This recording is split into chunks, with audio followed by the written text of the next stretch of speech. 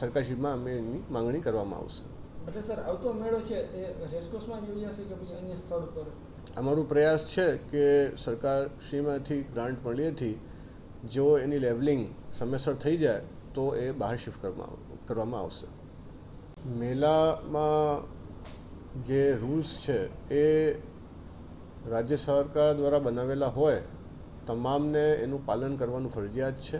રાજકોટ જિલ્લામાં જે કંઈ રાઇડ્સનું સંચાલન થશે એ બધા નિયમોનું પાલનની સાથે જ થશે. સર ગયા વર્ષે એક વિવાદ પણ સામે આવ્યો હતો અને અંત સમય સુધી થયો હોય એમ વિવાદ ટાળવા માટે કંઈ અત્યારથી કોઈ પ્રક્રિયા? જી, આ વખતે અમે ફોર્મ્સનું વિતરણ અને જે ટેન્ડરિંગ પ્રક્રિયા છે એ વહેલી કરવાનો અમે આદેશ આપી દીધા છે.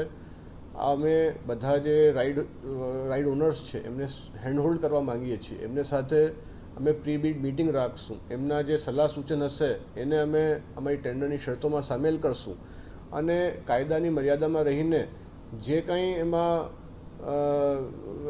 એમાં રસ્તો નીકળી શકે છે એ નિકાલવા માટે અમે તૈયાર છીએ.